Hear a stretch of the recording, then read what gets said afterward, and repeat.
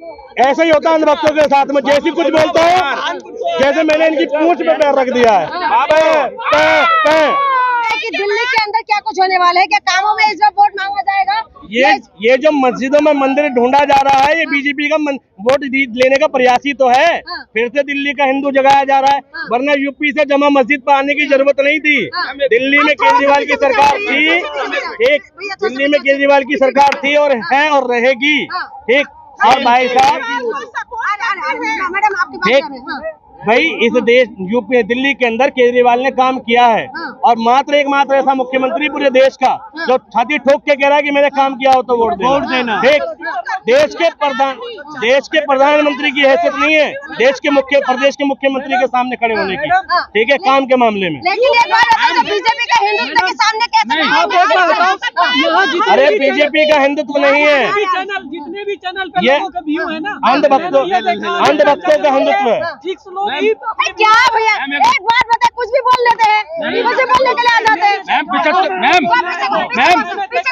Ma'am यदि 75 साल से जो पिछली सरकार है वो हिंदू मुसलमान हिंदुस्तान पाकिस्तान करती, क्या हम जिस जगह खड़े हो पाते? क्या जो भी विश्वविद्यालय बने हैं, जो रेल लाइन बनी है, जो हवाई अड्डे बने हैं, ये किसने बनाई है? ये यूनिवर्सिटी किसने बनाई है? IIT किसने बनाई है? मोदी जी ने एक भी यूनिवर्सिटी बनाई है क्या? एक सड़क बनाई है क्या मोदी जी ने? बताइए, विकास किया क्या? ईंट रखी है क्या? सिर्फ हिंदू मुसलमान के खिलाफ लड़ना और वोटों को ठगना, वो लोगों को लूटना। संभल में क्या हुआ? इन लोगों ने संभल में क्या किया? लेकिन एक बात बताए, हिंदुत्व के सामने कहाँ केजरीवाल टिक पाएंगे? नहीं, कोई हिंदुत्व नहीं है, हम सब हिंदुस्तानी है। पहले हम हिंदुस्तानी है, कोई हिंदुत्व नहीं है। पहले देश है, उसके बाद हम लोग हैं। देश होगा तो मंदिर में अजान होगी, वो मंदिर में घंटी बजेगी। जब देश ही नहीं होगा तो कौन क्या कर पाएगा? एक बार बताए, केजरीवाल ने काम किया दिल्ली के अंदर, आ रहे हैं सबके पास बारी बारी। नो डाउट काम किया है केजरीवाल ने। भाई केजरीवाल का काम बोल रहा है, ये तो एयरपोर्ट पे चढ़ता कौन है? अडानी और अंबानी, जो अमेरिका में हमारी नाक कटा कर आए हैं और रूस में हमारी नाक कटा के आए हैं, उनका पच्छा आप लेते हो। आज देश के अंदर आपको गरीबी रेखा में जीने नहीं दे रहे, मारा जा रहा है। जितनी सुपर फास्ट ट्रेनें 24 घंटे लेट करी जा रही हैं। जबरदस्ती कानपुर से आगे जितनी ट्रेनें हैं सबको लेट कर देते हैं, और वंदे भारत खाली जाती है, उसको राइट टाइम निकालते हैं। मैं कह रही हूँ, ये मुझसे सवाल कह रहे हैं कि कांग्रेस के टाइम भी तो ऐसा ही था। ये मुझसे आपका सवाल है कि ये मुझसे कह रहे हैं कि आपके टाइम पे आपके पास नौकरी है, आपके टाइम पे नौकरी थी कांग्रेस में वगैरह वगैरह। देखिए, हिंदू ये कम से कम कांग्रेस चोर थे, बीजेपी भी चोर है, सब है, लेकिन कम से कम ये लोग हिंदू मुस्लिम तो नहीं कर रहे, पर्सनल लेवल पे भावनाएं लोगों की हर्ट नहीं कर रहे। गैर जरूरी मुद्दे, मंदिर के नीचे मस्जिद ढूंढो, मस्जिद के नीचे मंदिर ढूंढो, उसको तोड़ो, उसमें पब्लिक को नहीं बना रहे। हिंदुस्तान में सबसे ज्यादा ये लूट के गए बीजेपी। पैसा नहीं अगर तो लोगों का वो क्या कहते हैं, आपस में हिंदू मुस्लिम कर देंगे। कैसे मिला देंगे? आप पानी में से नमक को अलग कर सकते हैं, पानी से चीनी नमक अलग हो सकता है, कभी हिंदू राष्ट्र नहीं बन सकता। ये बेस्ट ये है कि लोगों को भड़काए ना, गलती लोगों का ब्रेन छीन के लेगा, ये बेवकूफ बना रहे हैं। बस हिंदू मुस्लिम करते रहो। हो गई मैडम, सुन लो जाना। फिर 52 साल कांग्रेस ने सब कुछ इनको दिया, वोट दिया, मुस्लिम लीग बनाई, सारी संप्रदाय इनको दिया। कांग्रेस तो अच्छा लगेगा।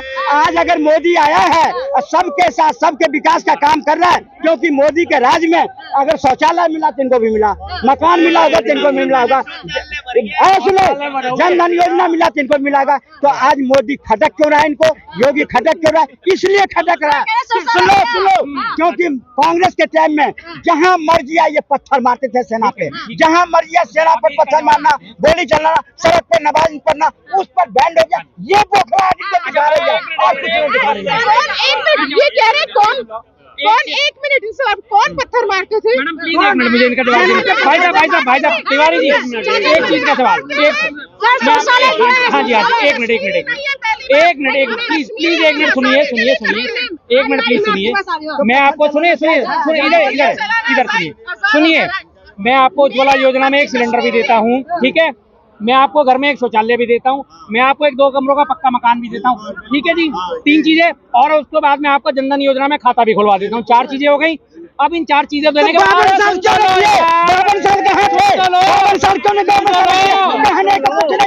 डांट खाने से नहीं होगा, बातें करने से नहीं होगा। 2 साल तुमने देश के अंदर मूर्ख बनाया। बौखला जाते। अब उसके बाद ये चारों चीजें मैं आपको दे देता हूँ। उसके बाद आप अपने घर का मंदिर मुझे दे दोगे, पहली चीज। उसके बाद आप अपनी जान मुझे दे दोगे, दूसरी चीज। आप अपने बच्चों की जान मुझे दे दोगे, तीसरी चीज। क्या है तीनों चीजें बदले में मुझे दे दोगे? नहीं दोगे ना? ये नहीं दोगे ना? सुनो, 5 इस लोग देश में देश में 120 करोड़ जनता की आस्था का सवाल है। अगर हमारा धर्म रहेगा हम रहेंगे, हिंदुस्तान रहेगा। धर्म नहीं रहेगा तो कुछ नहीं रहेगा। दूसरे को मार के सरेआम किसी को विधवा करके सरेआम किसी के बच्चे के सिर से बाप का साया उठा के तुम्हारा धर्म पूरा हो रहा है। मरवाया किसने? किसने करवाया था? मुजफ्फरनगर में किसने करवाया था? चौरासी के अंदर हजारों सिख को किसने मरवाया था? आज हमसे सवाल करते हो? हाँ जी, आप ही से करेंगे। जब आप सपोर्ट करेंगे तो सवाल आपसे ही करा जाएगा। It's high time that the Indian people should realize that it is not worth fighting on religion. We have to rise above it. Think about education, think about welfare, think about health facilities. बहुत time हो गया कि हम इन मुद्दों से कौन से country में जो प्रोग्रेस कर रही है जिसमें हिंदू मुस्लिम देखा जाता है, कल को आप हिंदू मुस्लिम करते रहे तो आप नहीं आगे बढ़ पाएंगे। हम लोग दिल्ली में आ जाएंगे, मंदिर तोड़ो, मस्जिद में जाओ, मंदिर तोड़ो, आप कभी तरक्की नहीं कर पाएंगे। चलिए हम लोग दिल्ली में आते, बहुत बहस हो गया। अच्छा दिल्ली में क्या होगा? अभी मुद्दे अरे चाचा ये लोग कह रहे हैं कि अजमेर शरीफ के नीचे हम लोग खुदाई क्यों कर रहे हैं। मैं यहाँ पे जितने लोग खड़े हैं मैं बता देना चाहता हूँ कि हरबिलास सारदा एक आर्कियोलॉजिस्ट हुए जो कि 1911 में उन्होंने एक किताब लिखी है, ठीक है, जिसमें उन्होंने लिखा है, जिसमें उन्होंने बकायदा डॉक्यूमेंटेड है कि यहाँ पे कई सालों से दरगाह के बीच में एक संस्कृत मतलब विद्यालय हुआ करता था, संस्कृत विद्यालय हुआ करता था। जब 1911 में जब ये बात डॉक्यूमेंटेड है, और मैं राइटर का नाम बताता हूँ यहाँ पे, आर्कियोलॉजिस्ट हरबिलास सारदा। चाचा को नहीं पता होगा, चाचा को, ठीक है। 1911 में तो अगर कहीं ना कहीं कुछ ना कुछ होगा तभी तो वहाँ पे लिखा गया होगा। उस टाइम पे तो बीजेपी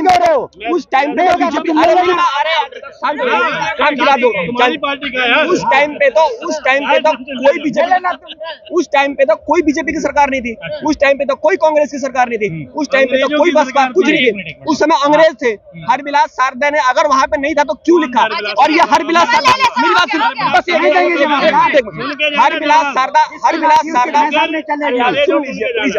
हरबिलास सारदा तो सिर्फ एक राइटर है।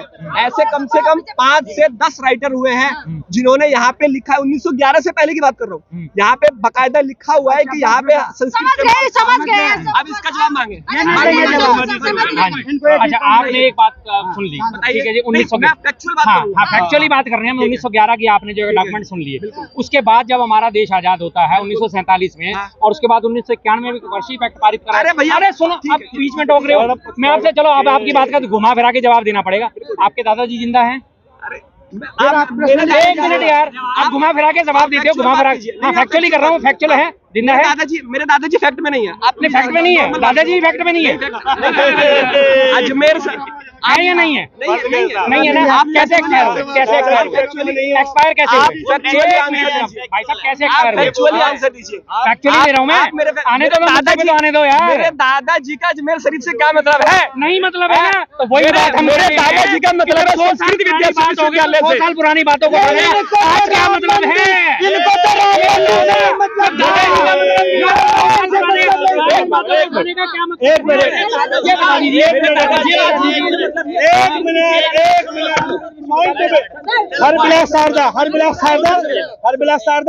हरबिलास सारदा पर जवाब बहुत शांतिपूर्ण तरीके से इन्होंने फैक्ट की बात करी। सुनना हरबिलास सारदा पहली बात तो आर्कियोलॉजिस्ट नहीं थे, ठीक है। हरबिलास सारदा, ठीक है, हिस्टोरियन थे, ठीक, न्यायाधीश रहे हैं, ठीक, समाज सुधारक रहे हैं, और दयानंद सरस्वती के फॉलोवर रहे हैं। अब सुनिएगा ध्यान से, दयानंद सरस्वती हिंदुत्ववादी विचारधारा को मानते। एक मिनट, देखा ऐसे ही होता है अंधभक्तों के साथ में, जैसे कुछ बोलता है, जैसे मैंने इनकी पूंछ पे पैर रख दिया है। भैया सुनो, साहस रखो सुनने का। हमने तुम्हारी बात पूरी सुनी, तुम हमारी पूरी सुनो। गजब बोलने से गजब। अरे मेरी भाई तड़पो मत यार, सुनो। अब अगर सुनिए फैक्ट बताता हूँ। अगर आरएसएस विचारक व्यक्ति से महात्मा गांधी के बारे में लिखने बोल दो, जो संघ का कार्यकर्ता होगा, और वो महात्मा गांधी के ऊपर किताब लिखेगा, तो क्या लिखेगा कि महात्मा गांधी को विलेन लिखेगा, गद्दार लिखेगा, और देश के टुकड़े करने और विभाजन करने वाला लिखेगा। और लिखा भी है, ठीक है। विचारधारा मैटर करती है। हरबिलास शारदा की विचारधारा क्या थी? और 800 साल पुरानी दरगाह पर ठीक हरबिलास शारदा 100 साल पुराना व्यक्ति कमेंट कर रहा है। यही निंदनीय और चिंतनीय। पहली बात तो वो किताब एग्जिस्ट ही नहीं करनी चाहिए कोर्ट में। ठीक, दूसरी बात, क्योंकि दरगाह का इतिहास हरबिलास शारदा से 700 साल पुराना इतिहास है। अकबर के अकबरनामे में क्या लिखा है वो पढ़ो, बाबर के बाबरनामे में क्या लिखा है वो पढ़ो। और सुनो, ये कोशिश थी मुसलमानों में हिंदू ढूंढने की। कुछ टाइम पहले हर मुसलमान को कह रहे थे तुम्हारे पूर्वज हिंदू निकलेंगे। अब ये क्या कर रहे हैं? हर मस्जिद के नीचे मंदिर ढूंढ रहे हैं। यही कोशिश है ना। ठीक भाई, ख्वाजा मोइनुद्दीन चिश्ती की जो मजार है वो 800 साल पुरानी मजार है। इसके बाद ये वर्षिप एक्ट की बात कर रहे थे। हरबिलास शारदा को तो ये मानने को तैयार है 100 साल पहले क्या हुआ, लेकिन आज से 30 साल पहले कानून में क्या लिखा गया वो मानने को तैयार नहीं है। मैं बिल्कुल अब मेरा आंसर लीजिए। अब इन्होंने कहा कि हरबिलास शारदा जो है वो दयानंद सरस्वती का फॉलोवर थे। मैं मानता हूँ। इस देश के पहले शिक्षा मंत्री कौन थे? मौलाना अबुल कलाम आजाद, जो कि मुसलमान थे। 1991 एक्ट ऑफ वर्षिप एक्ट जो बात कर रहे हैं, जो एक्ट ऑफ वर्षिप एक्ट बात कर रहे हैं, उस पार्लियामेंट्री कॉन्स्टिट्यूशन में उसको पास करवाने में कई सारे ऐसे जो मुसलमान जो थे। तो अब एक बात बताइए, जो उस समय पे 1991 वर्षिप एक्ट आया, वो मैं कैसे कह दूं कि वो अनबायस है? अब्दुल कलाम थे। एक मिनट, अरे 91 की बात नहीं कर रहा, राव ने पास किया हुआ है। अरे सर, मैं 91 की बात नहीं कर रहा हूँ।